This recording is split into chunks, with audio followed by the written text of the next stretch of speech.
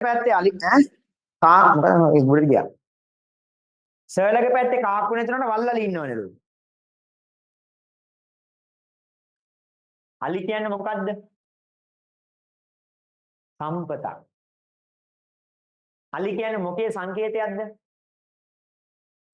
සෞභාග්‍යයේ සංකේතයක්. අලි කියන්නේ කොහේ සංකේතයක්ද? ඈ ඇහුන්නේ පොලිසියේ මෙහෙලම ඒකවත් දන්නේ නැහැ. අලි කියන්නේ මොකේ සංකේතයක්ද? රාජධානී වල සංකේතයක්. ඉස්සර කාලේ රජවරු අලි පාවිච්චි කරලා තමයි පෙරහැරීම පවත්වලා තියෙන්නේ. එතන අපි මේ ඉන්නේ කොහෙද? රාජධානියක. සර් කහ පාටයි. අඩේ ඇත්තට මොකද උනේ මැලේරියාව හැදුනා වාගේ.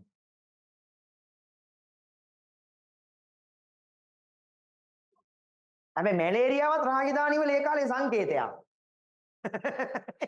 කැලෑ වුණා. හා? හරි. දැන් හරි කියන්නේ නෝයි. රයිට් ඕකේ. හරි. දැන් අහගන්නකො කියන එක. රයිට්. එතකොට මේ රාජධානි වල සංකේතයෙන් අලි කියන එක. All right, listen up. There's this new gaming browser called Ray that's literally better than Opera GX. එතන අපි මේ ඉන්නේ යාපහු රාජධානියේ. එහා පැත්තෙන් අනුරාධපුර රාජධානිය. කුසිරිගිපම පොළොන්නරුව රාජධානිය.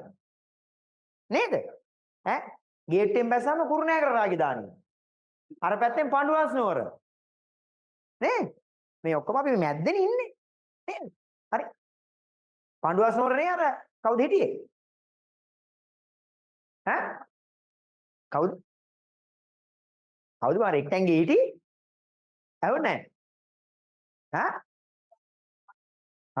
එතකොට දැනගන්න ළමයි. මේ ඇවිල්ලා අපි රාජධානිය කොල්ලෝ රාජධානිය වල ඉන්නේ අලි. ඒව දන්නේ මේ ගාල්ල මාතර ළමයි. හරි. නේද? මේ පැත්තේ රාජධානිය තිබෙන්නේ නැහැ නේ. ඔව්. ඒගොල්ලෝ තමයි අර මුහුදු වෙරළේ ඉඳන් අර සුද්දන්ට අතවල්ලා ගෙන්න ගත්තේ. එන්න කියලා. ඔව්. තේරුණාද? හරි.